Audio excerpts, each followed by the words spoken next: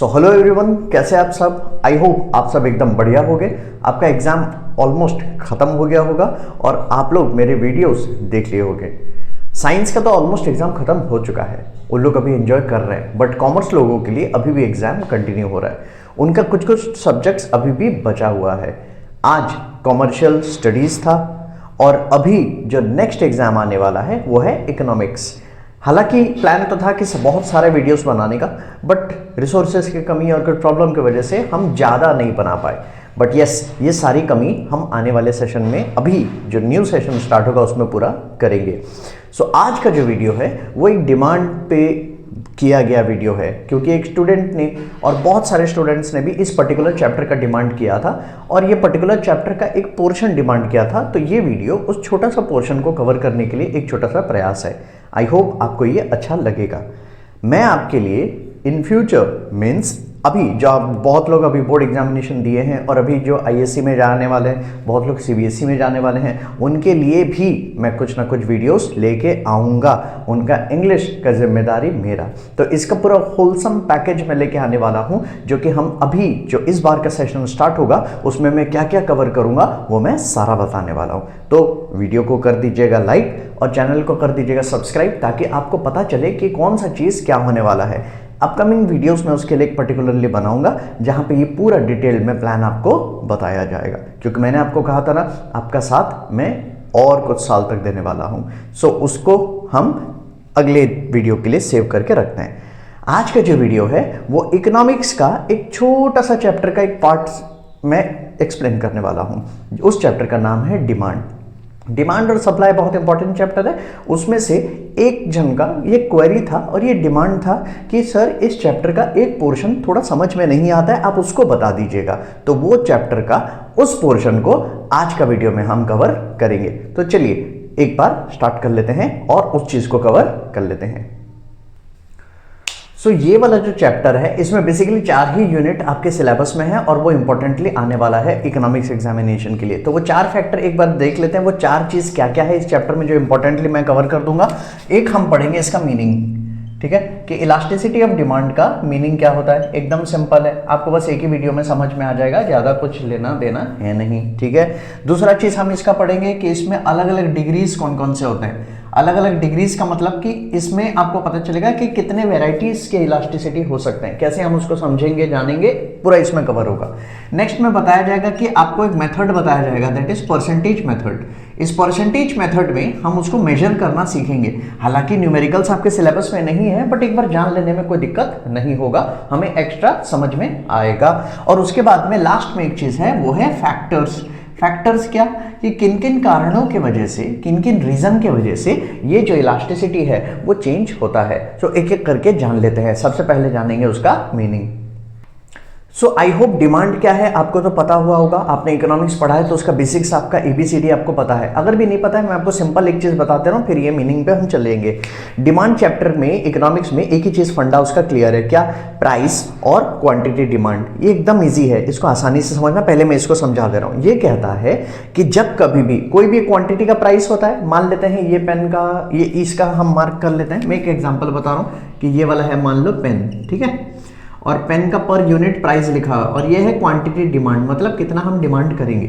मान लेते हैं कि इस पेन का जो प्राइस है, मान लेते हैं कि ये है 10 रुपीज, ठीक है, और आपके पास में जो आपका बजट है पेन को खरीदने के लिए वो फिक्स है, मतलब हमारा इनकम लिमिटेड होता है तो हमारा खर्चा भी लिमिटेड होता है। तो यहां पे समझ लीजिए कि आपके पास कितना रुपीस है, आपके पास 100 रुपीस है कि आप पेन में खर्चा कर सकते हैं। अब ध्यान से समझना, जब आपके पास 100 रुपीस है पेन को खरीदने के लिए, उतना बजट अलॉटेड है, फिक्स है, ये चेंज नहीं हो सकता। अब पेन का, एक पेन का दाम है 10 रुपीस, ठीक है, तो आप कितना पेन खरीद सकते हैं, 100/10, तो आप खरीद सकते हैं 10 यूनिट। यहां तक समझ में आ रहा है, आप कितना यूनिट खरीद पाएंगे, 10 यूनिट। क्लियर है। अब लॉ ऑफ डिमांड ये आपको कहता है कि जब कभी भी इसका प्राइस बढ़ेगा या कम होगा तो क्वांटिटी डिमांड भी हमारा बढ़ेगा या कम होगा। क्यों, देखो, अब मान के चलते हैं कि ऐसा एक सिचुएशन आया जहां पे ये पेन का दाम 10 से बढ़ के हो गया 20 रुपया। अभी तो जैसे ईरान का वॉर चल रहा है, हर चीज का प्राइस बढ़ रहा है, तो प्राइस जब बढ़ेगा हमारा इनकम नहीं बढ़ रहा है, हमारा खर्चा बढ़ रहा है, हमारा इनकम नहीं बढ़ रहा है, हमारा इनकम उतना ही है 100 का 100। तो अभी आपको 100 रुपीज में आपको 20 रुपया का पेन खरीदना है, तो आपके पास कितना पेन आ सकता है, कितना पेन आप खरीद सकते हैं, दैट इज 100/20, तो ये वाला होगा 5 यूनिट।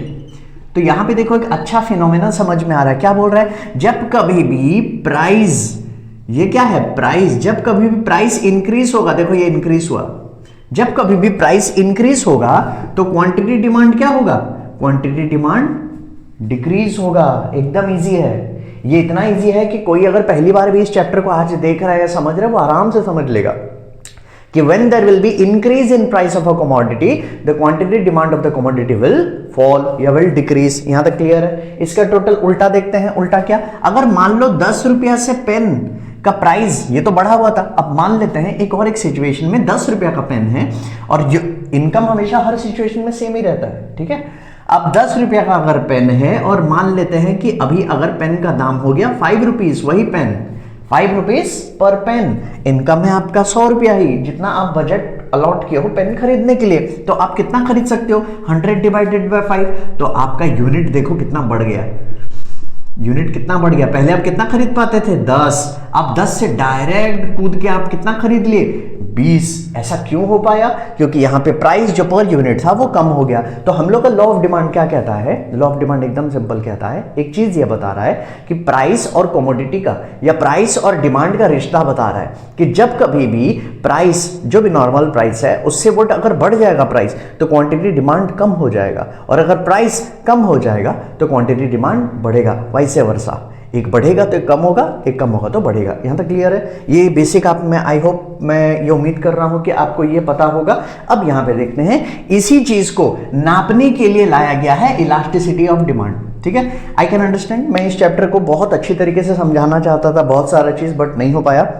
और ये मैं बार बार इसलिए बोल रहा हूँ क्योंकि मुझे बहुत बुरा भी लगता है। मैं आपका सबका मैसेज पढ़ता हूँ और मुझे समझ में आता है कि आप एक्सपेक्टेशन कर रहे हैं, बट मेरे भी हाथ बंधे हुए रहते हैं। बट इस बार का जो सेशन होगा उसमें मैं ट्राई करूँगा सब कुछ मैं आपके लिए लेके आ जाऊँ। कुछ सीबीएसई का इलाका में भी एंटर करेंगे, ठीक है। सो ये उसके लिए मैं एक वीडियो लेके आऊँगा ताकि आपको सारा चीज़ अच्छे तरीके से समझ में आए बिना कोई एक्स्ट्रा पंचायती का। ओके, प्रॉमिस है मेरा, चाहे जैसा भी हो। चलो यहां तक क्लियर है। अब देखते हैं इसी का मीनिंग वो क्या कह रहा है, ठीक है।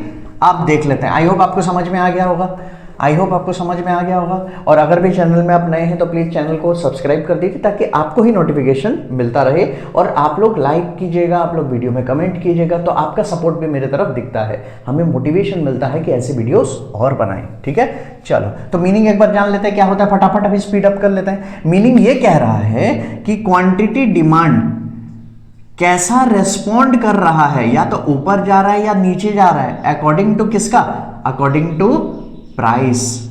ये हम लोग का एक सिंपल चीज कहा गया है मीनिंग में। इसका मतलब क्या, इसका मतलब ये कह रहा है कि डिग्री, ध्यान से समझना, degree of responsiveness, degree of responsiveness of what, of quantity demand according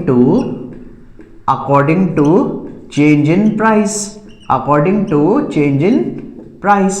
price के हिसाब से क्वांटिटी डिमांड का बदलाव क्या आ रहा है, उसी चीज को कहते हैं यहां पे इलास्टिसिटी ऑफ डिमांड। समझ में आ रहा है, समझ में आ रहा है। कोई अगर पूछेगा what is elasticity of demand, हम आराम से कह सकते हैं। चलो अब आगे बढ़ते हैं। अब ये कितने डिग्रीज के होते हैं, कितने अलग अलग टाइप के होते हैं, सबसे इंपॉर्टेंट और कॉम्प्लेक्स यही है, तो एक बार जान लेना। देखो अब यहां पे ये कह रहा है कि ये 5 टाइप के होते हैं। कितने, 5 टाइप। मेरे साथ लिखते रहिए या सुनते रहिए, समझ में दोनों केस में ही आ जाएगा।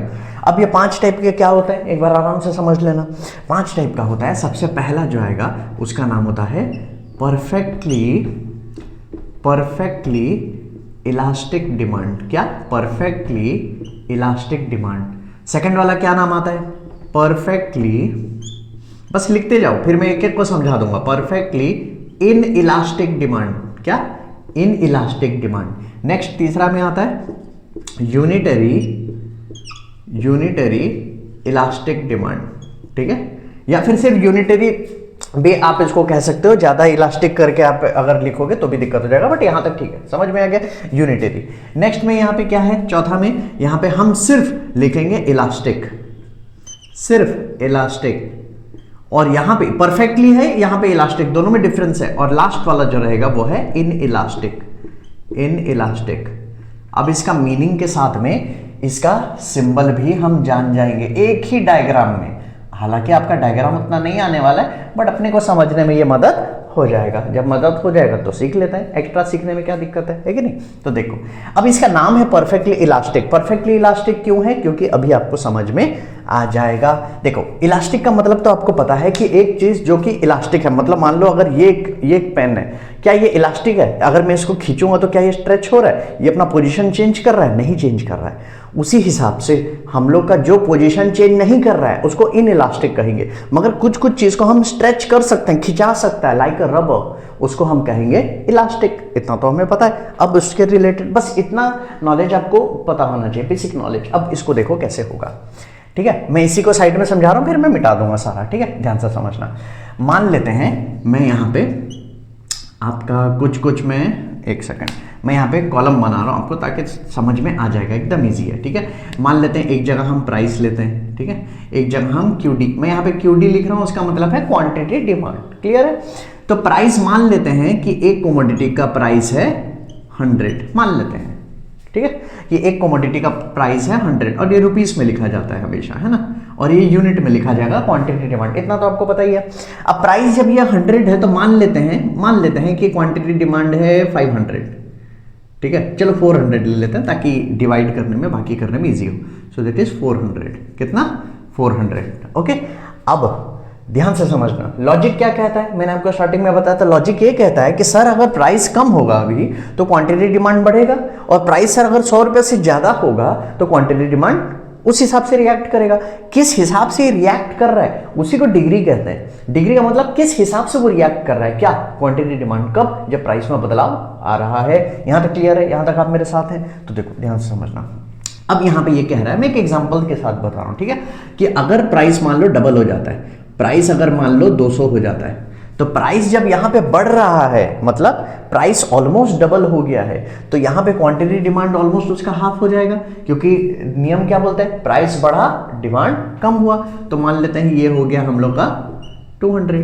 जब प्राइस 100 से 200 रुपीज हुआ तो वो 400 क्वांटिटी आप पहले ऑर्डर करते थे वो इतना हो गया।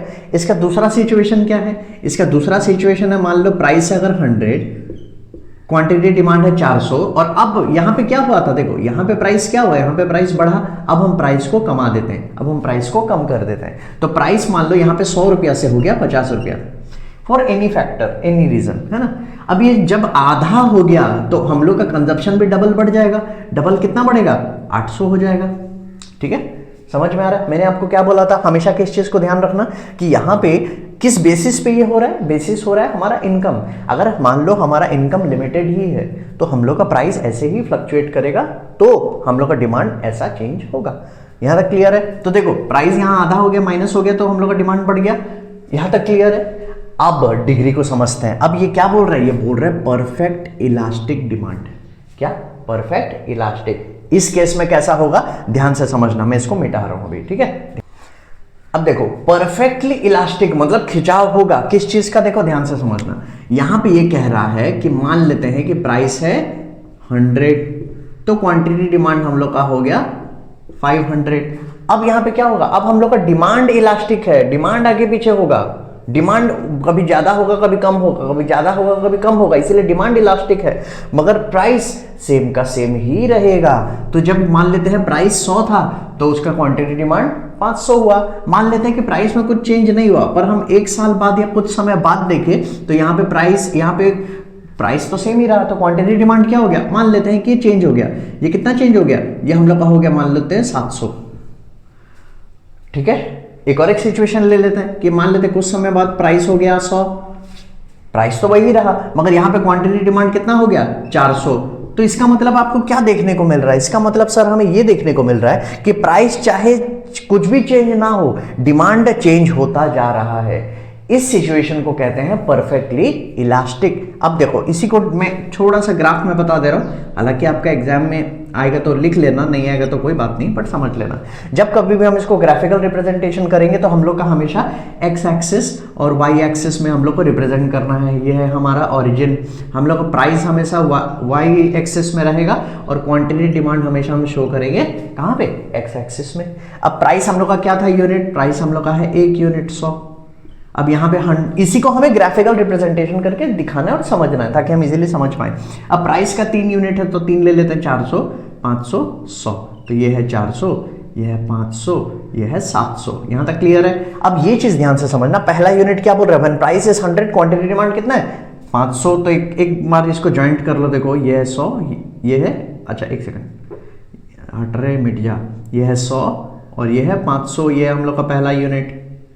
यहां तक समझ में है। सेकंड यूनिट क्या है, जब प्राइस है 100 क्वांटिटी डिमांड 700, तो देखो प्राइस तो वही लेवल में जा रहा है, क्वांटिटी डिमांड 700 सेम लेवल में, चेंज कुछ नहीं हो रहा है। ये एक फ्लैट लाइन बनता जा रहा है, हालांकि मेरा तो टेढ़ा हो जाता है बट एक फ्लैट लाइन बनता जा रहा है। तीसरा, जब प्राइस है 100 क्वांटिटी डिमांड है 400, तो जब प्राइस 100 400 तो ऐसा बनेगा।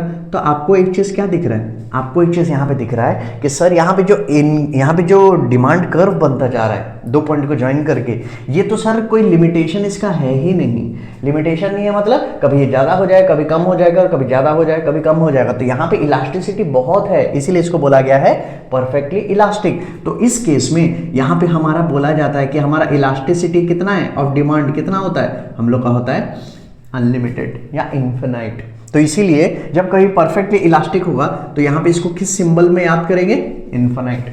यहाँ तक क्लियर है, यहाँ तक क्लियर है। इसका टोटल उल्टा होता है इन इलास्टिक, मतलब प्राइस चाहे जितना भी चेंज हो, अब क्वांटिटी डिमांड चेंज नहीं होगा। क्यों, मैंने आपको कहा था ना, इन इलास्टिक का मतलब क्या, इसको जितना खींच सकते हैं चेंज होगा नहीं होगा। वैसे डिमांड जहां पे है वहां पे है, डिमांड को कोई बदला नहीं सकता, चाहे प्राइस कम हो या चाहे प्राइस ज्यादा हो। ये एक टाइप का सिचुएशन है। यहां पे समझ में आ रहा है, यहां तक समझ में आ रहा है। अब देखो यही वाला को मैं एक बार समझा दे रहा हूं, इसी में ही जस्ट होल्ड करना, जस्ट होल्ड करना, सारा एकदम समझ में आ जाएगा। देखो इसको भी मिटा देते हैं, क्या ही काम आएगा फिर, है ना, एकदम थोड़ा सा है। अब देखो इन इलास्टिक का मतलब क्या, अब यहाँ पे डिमांड चेंज नहीं होगा, फिक्स ही रहेगा, प्राइस चाहे जितना ऊपर नीचे हो जाए। तो प्राइस है मान लो 100, तो क्वांटिटी डिमांड है मान लो 500, ठीक है, 500 यूनिट, ओके।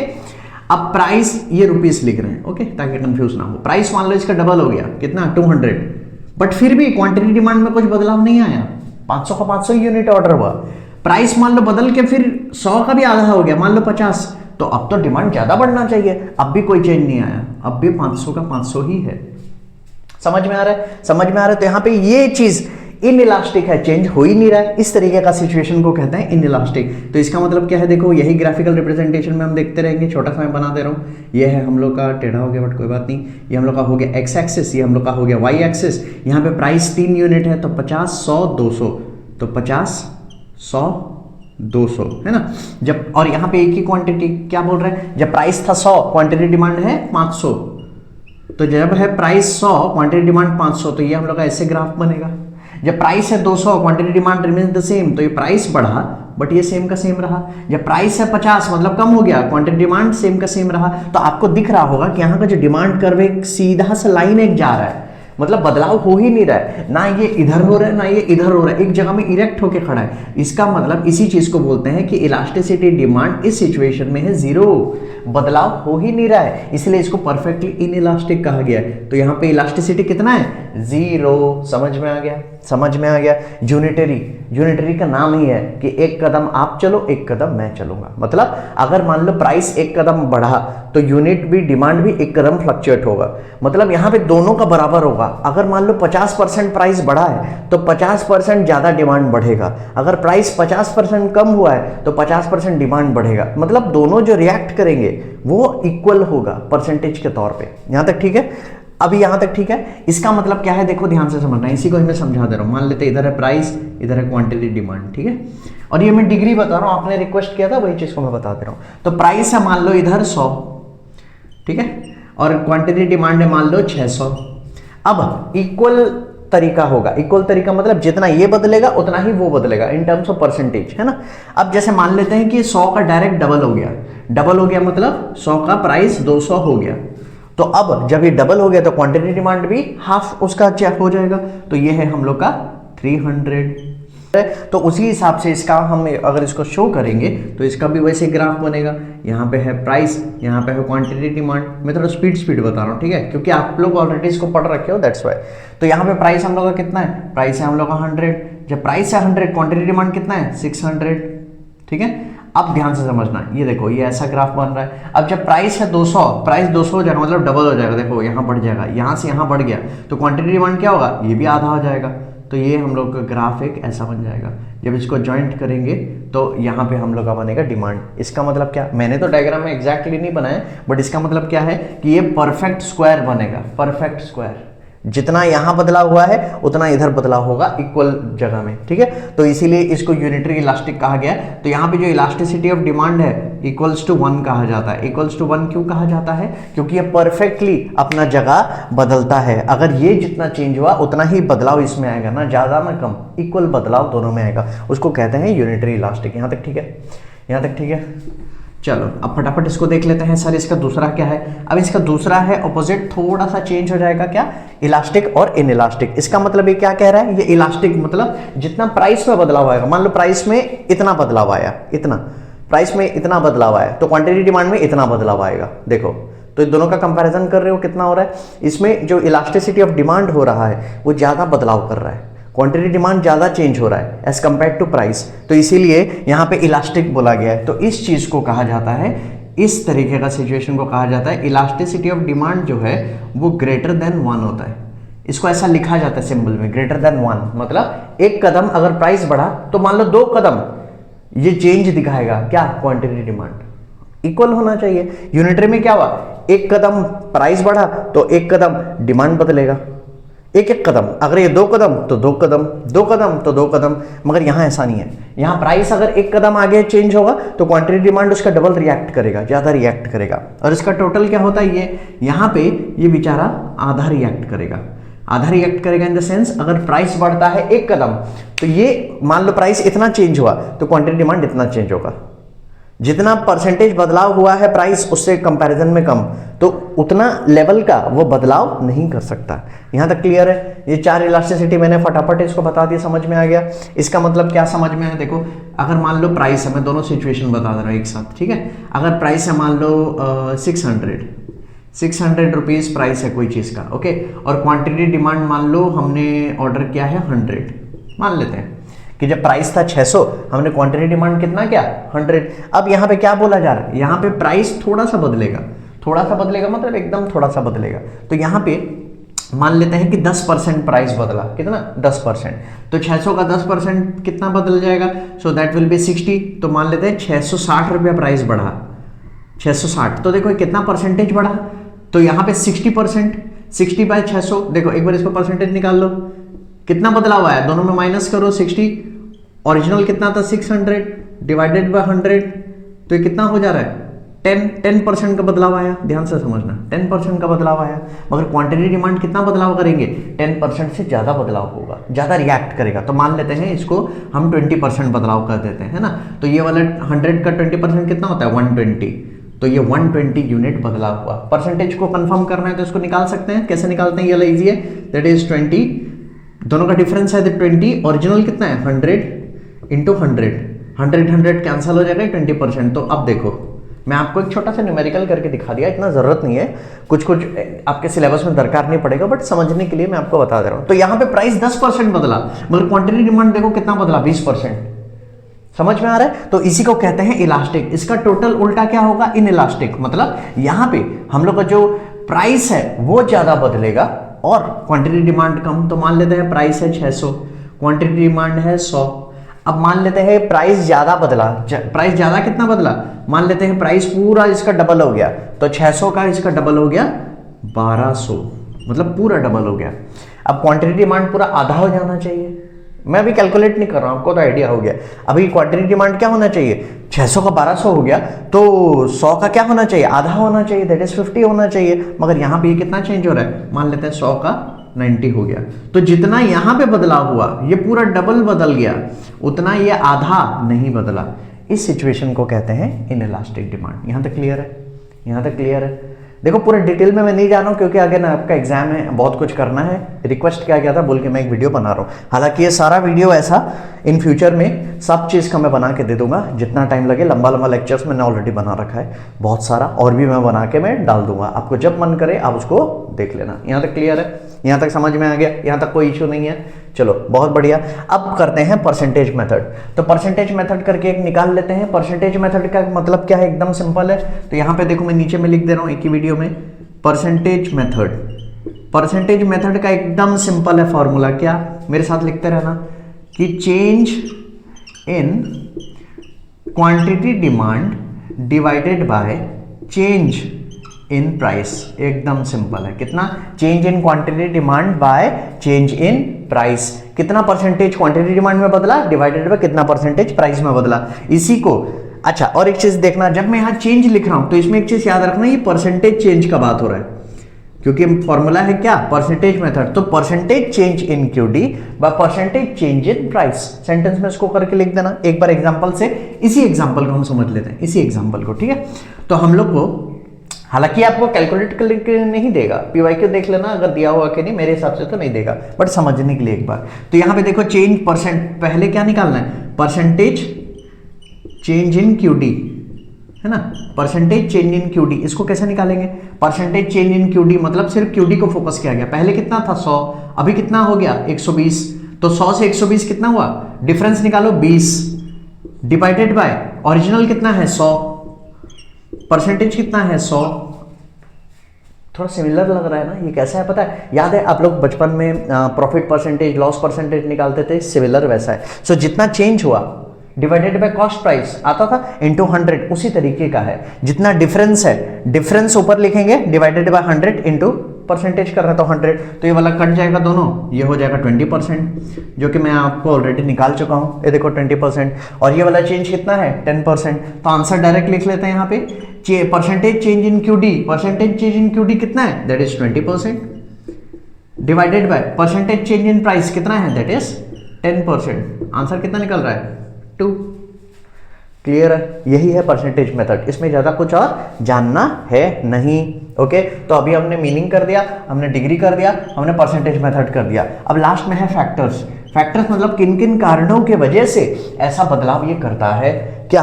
किन किन कारणों के वजह से ऐसा बदलाव ये लोग करते हैं। कैसा बदलाव ये लोग करते हैं? डिमांड में जो उछाल आता है ऊपर से नीचे तक, वो उछाल किन किन कारणों की वजह से आता है वो एक बार समझना। और मैं देखो फैक्टर तो बहुत सारा है, पर मैं आपको कुछ सिलेक्टेड फैक्टर ही बता रहा हूँ। ओके, फैक्टर्स में से इंपॉर्टेंट फैक्टर एक है। क्या?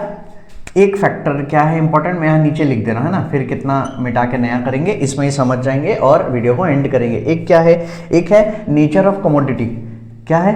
नेचर ऑफ कमोडिटी मतलब हम जो सामान इस्तेमाल कर रहे हैं वो किस प्रकार का है, वो डिटरमाइन करता, उसके बेसिस पे ये डिसाइड होता है कि हमारा डिमांड इलास्टिक होगा या नॉन इलास्टिक होगा या इन इलास्टिक होगा। कैसे? मैंने आपको क्या बताया था? इलास्टिक का मतलब क्या होता है? इलास्टिक का मतलब है हम लोग का कि वो बदलाव होगा, उसमें चेंज होगा।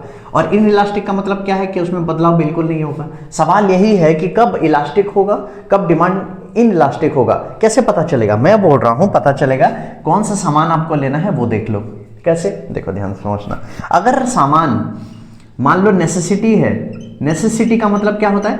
मतलब जिसके बगैर हमारा गुजारा नहीं हो सकता, जो कि चाहिए ही चाहिए एट एनी कॉस्ट, जो कि चाहिए ही चाहिए एट एनी कॉस्ट, उसको बोलते हैं नेसेसिटी। जैसे एग्जांपल है मेड्स, मतलब मेडिसिन।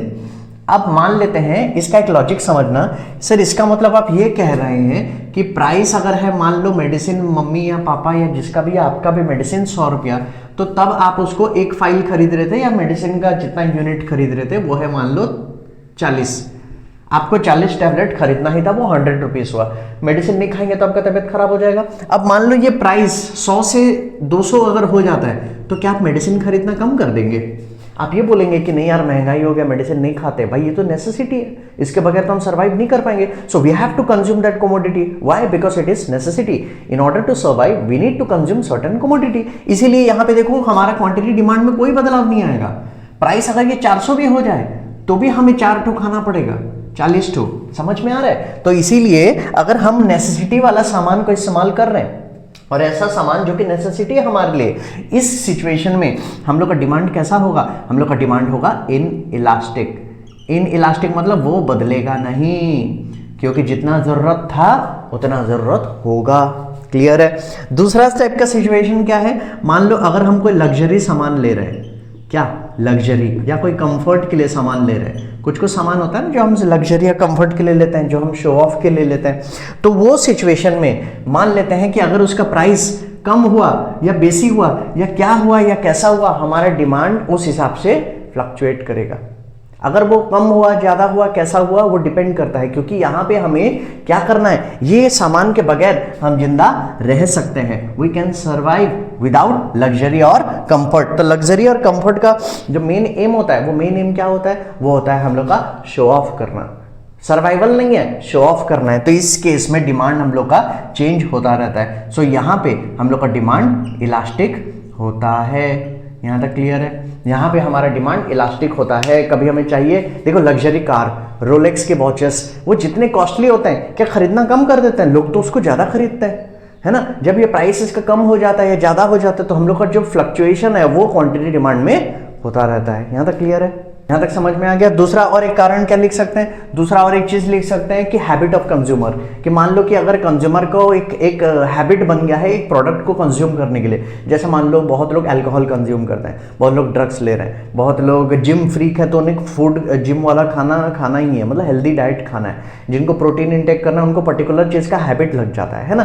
तो अगर मान लो ये वो चीज है जिसका लोगों को हैबिट हो गया है, चाहे पॉजिटिव है नेगेटिव है। अब एक बात बताओ, अब इस प्रोडक्ट का लोगों को हैबिट हो चुका है, राइट। अब हैबिट होने के बाद में चाहे इसका प्राइस कम हो या चाहे इसका प्राइस ज्यादा हो, क्या लोग इसको खाना बंद करेंगे, कंज्यूम करना बंद करेंगे? नहीं। सो इस केस में यहां पे डिमांड इनइलास्टिक रहता है, डिमांड में कोई बदलाव नहीं आता है। जहां पे रहा दूसरा बात क्या, कि अगर ये सारा प्रोडक्ट है जिसके बगैर हम रह सकते हैं, क्यों? क्योंकि हमें आदत नहीं है, तो इन सिचुएशन में हमारा डिमांड इलास्टिक होता है। तो आपको ये जानना है कब हम इनइलास्टिक रहते हैं, कब हम इलास्टिक होते हैं। मैंने सिर्फ 2 एग्जांपल बताए, ऐसे बहुत सारे एग्जांपल है। आपको ये समझना है कि यहाँ पे डिमांड कब बदल रहा है और कब नहीं बदल रहा है। बदल रहा है तो इलास्टिक है, नहीं बदल रहा है तो इनइलास्टिक है। नहीं बदल रहा है तो क्यों नहीं बदल रहा है, उसका रीजन जानना चाहिए। जैसे यहाँ पे है कि नेसेसिटी है सर, वो जरूरी है इसलिए बदल नहीं रहा है, हमारा डिमांड वैसे का वैसा है, प्राइस से लेने देना नहीं है।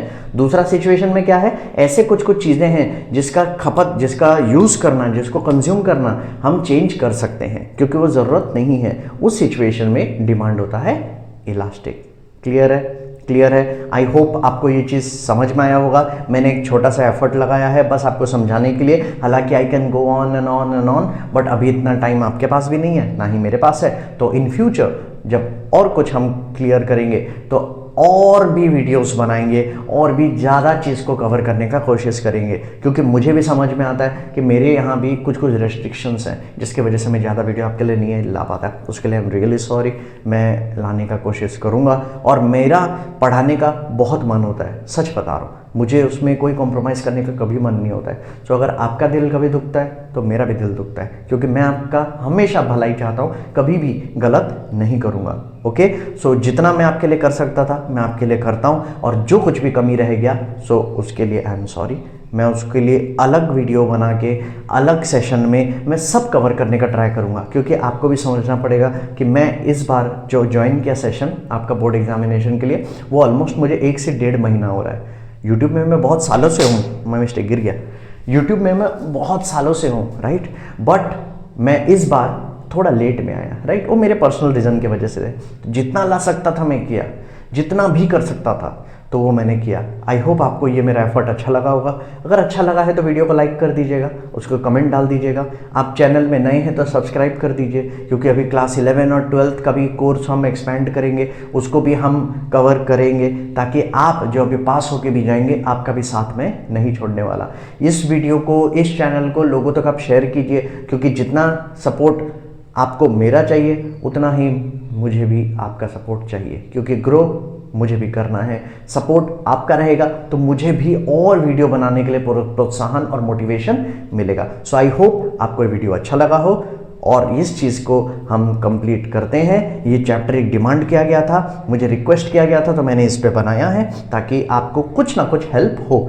सो मिलते हैं आज रात का लाइव क्लास में, और लाइव क्लास जब होगा, लाइव इंटरेक्शन होगा तो हम थोड़ा मोड़ा बात कर लेंगे, और उसके बाद में अभी कुछ दिनों तक हम लाइव करते रहेंगे, लाइव बातचीत करेंगे, इंटरेक्शन करेंगे, और इन फ्यूचर कुछ दिन के बाद मैं आपको एक अनाउंसमेंट करने वाला हूं कि हम कौन सा चीज़ को मैं कवर करने वाला हूं, कैसे कवर करेंगे और हमारा नया सेशन कैसे होगा। बस इतना एक चीज़ का वादा देता हूं, आपको मज़ा आएगा। सो मिलते हैं नेक्स्ट वीडियो में। टिल देन पढ़ते रहे, ऑल द बेस्ट, अच्छे से एग्जाम दे।